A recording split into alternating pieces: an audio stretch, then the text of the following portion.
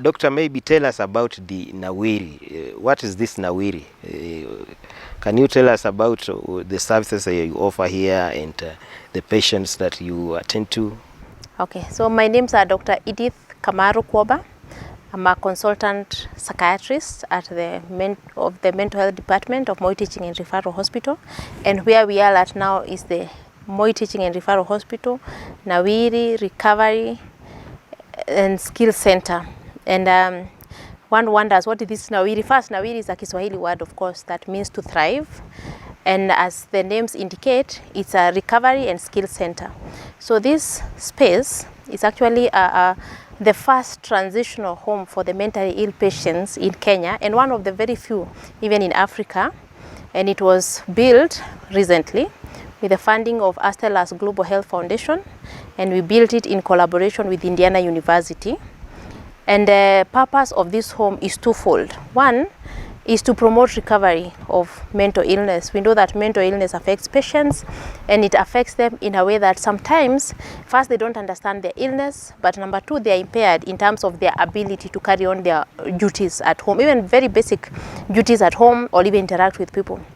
So when you talk about recovery, once we want to help the patients understand their own illness. Number two, we want to help them understand how to cope with the illness and cope with the stresses of life.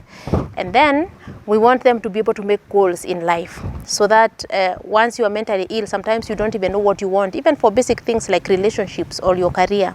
And so the hope is that with the illness recovery management program, because it's actually a program that essentially should run a minimum of 9 weeks, you are actually able to understand yourself better and be able to live with the illness, so that mental illness does not become a label that puts you down, but it just becomes like any other illness, the same way you can have diabetes or any other illness, but you're able to move on with life.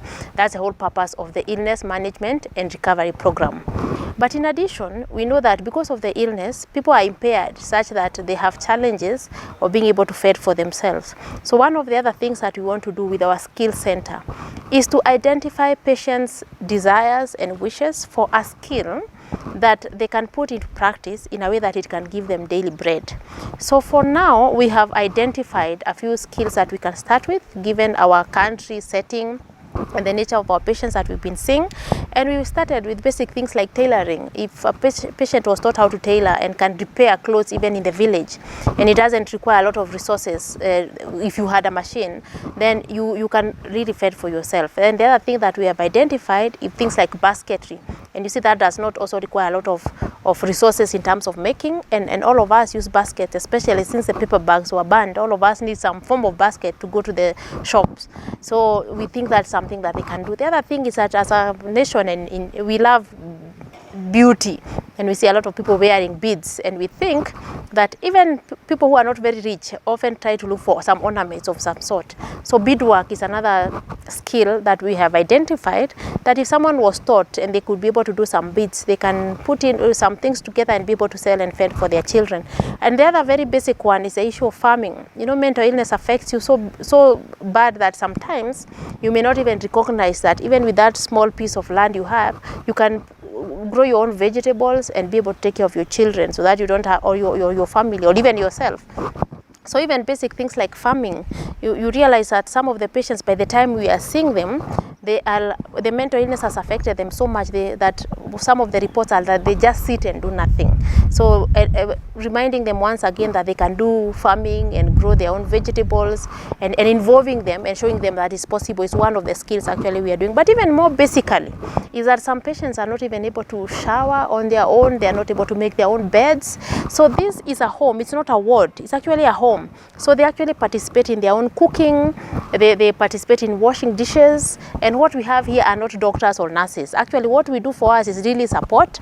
We support the team, but the people who live here are not doctors or nurses. They are actually like mothers. We actually have a mother and a father, like a home. And so they remind them that today you are the one who is cooking, and let the patient cook for themselves. Kwa majina naitwa Ann Nyongeza Juma. Mimi ni mzazi hapa Nawiri Skills and Recovery Center. Tunachukua wagonjwa ambao wame lose hope kwa maisha, wale ambao wako na shida ya kiakili. So tunawafundisha namna ya kujikimu huko nje, vile watakavyotoka hapa, how the society is going to welcome them. Alafu namna ya kukaa nao kwa society, wawe wanaweza kujifanyia vitu zao wenyewe bila mtu kuwafunza. So unapata wakiamuka asubuhi waende kwa bafu, waoshe meno. Usafi ni kitu ya maana. Waoshe meno, waoshe uso, waoge, waoshe nguo zao. Wafanye tu kila activities, vitu zenye wanafanya wenyewe huko nyumbani kama ya kawaida. Ndio wakitoka hapa wakienda nyumbani wanajua ya kwamba kila kitu wanaweza kujifanyia hao wenyewe. Yes. Changamoto ambazo tunapitia katika hii nyumba, unapata wengine wakikuja hapa ndani, unapata hawana nguo za kutumia, hawana vitu mingi za kutumia. So ningaliomba kama kuna mtu anaweza jitokeza at least wa donate vitu kama nguo zao za kutumia za ndani, vitu kama pads, vitu za kutumia tu zako wewe mwenyewe vile unaweza tumia kwa nyumba. Ikuwe ni always sabuni, nguo za ndani, nguo za nje, anything yenye unaweza ona inaweza kuwa ya maana kwao. So it is that basic. So two things, skills, and we are also enabling them being able to recover fully. And recovering doesn't mean that you'll be cured, because we know mental illness is chronic and recurring. We are not talking about cure, but we are saying you can actually live with a mental illness. Mimi naitwa Rogers na niko katika Nawiri, na niletwa hapa na dadangu, ndio alikuwa amejua sehemu hii vizuri, na ukweli kutoka nije nimejifunza vitu kadhaa. Wewe umesomea nini na nini? Kwa mfano kama ukulima sikuwa najua. Tumepanda mboga hapa, hata nafikiri mmeziona, na tumejifunza kupanda mboga na kuzitunza hadi vile zimefika hapo. Pia tuna masomo tunaendelea nayo pale ndani. So labda wewe ukitoka hapa umeona tofauti gani yenye ulikuja kiingia na vile unavyotaka kutoka, umeona kuna tofauti gani? Tofauti ni nyingi. Ikiwemo kimawazo. Manake nilikuwa niko na changamoto ya jambo moja. Jambo lenyewe lilikuwa eti nilikuwa stressed na sikuwa najua vile naweza manage hiyo stress. Kwa hivyo nikiwa stressed nilikuwa naenda katika mambo mengine kama ulevi na uvutaji wa sigara na vitu zingine. Lakini sasa hizi nimejua vile naweza jitunza nikiwa katika hiyo hali. Watu wanatudharau sisi ambao tuna shida ya akili kidogo, lakini sisi ni watu wa kawaida ambao tunafanya vitu za kawaida kama watu hao wengine, na ni ugonjwa kama ugonjwa mwingine. Ni vile unaweza kuwa na cancer, arthritis, uwe na diabetes ama ugonjwa wa moyo pia. Kwa hivyo na dhana ya watu kudharau mtu ambaye ana akili ambayo ina changamoto ni makosa. Kwa mfano kama mimi nimesomea pharmacy na nimesomea pia education. Mimi ni mwalimu. Na sioni kama kuna changamoto ambayo inaweza kunikataza kufanya majukumu yangu. Kwa vile ni kawaida, ni kama ugonjwa huo mwingine.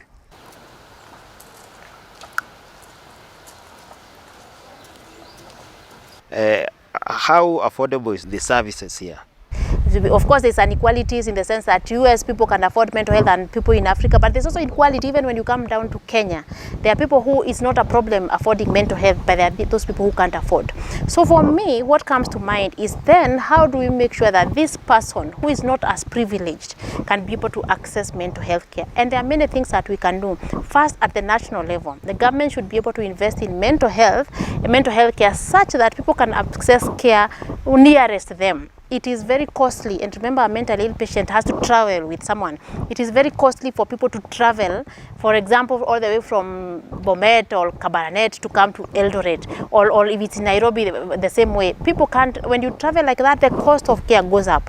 So one of the things we need to do at this point, so that we reduce the gap between those who have and those who don't have, is to provide mental health at the primary care facility, so that it can be accessible and affordable, because also primary care facilities are cheaper than going to the national referral hospitals. So that's the first thing.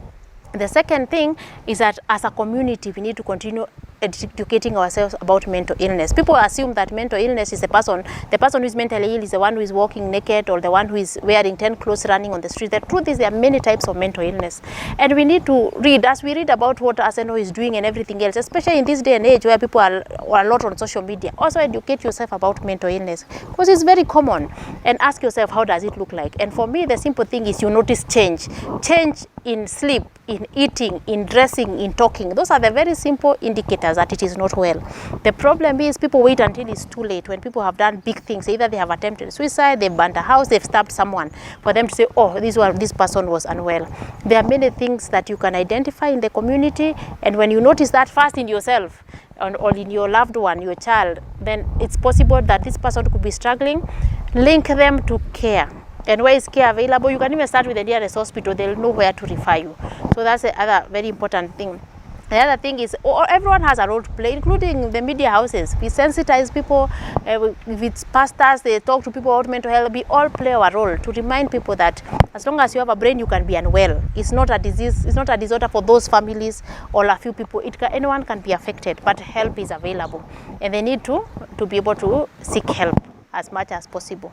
So we don't want to stigmatize. We want to invest a little more. We want to build capacities. We want to make sure we are training more people so that health can be accessible to everyone. And the other thing to remember is mental illness is like any other. Please don't just pray or go to the witch doctor or go to the father-in-law to check how much dowry was remaining.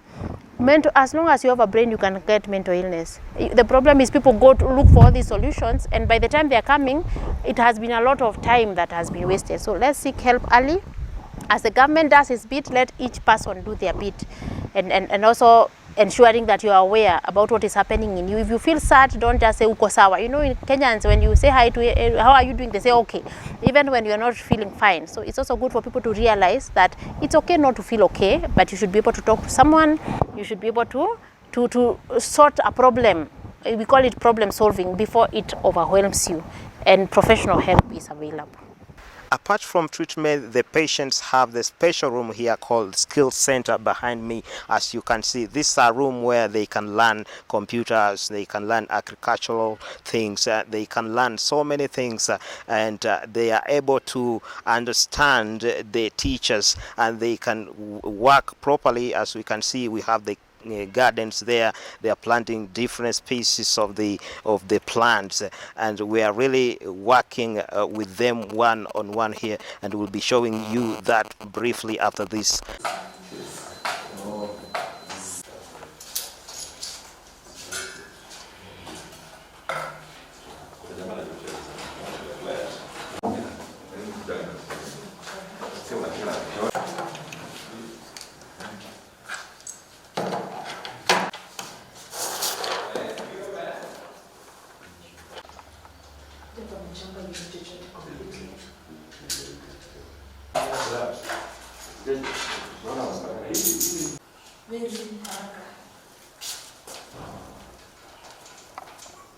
From Moi Teaching and Referral Hospital, Nawiri Skills and Recovery Center, my name is Kevin Young.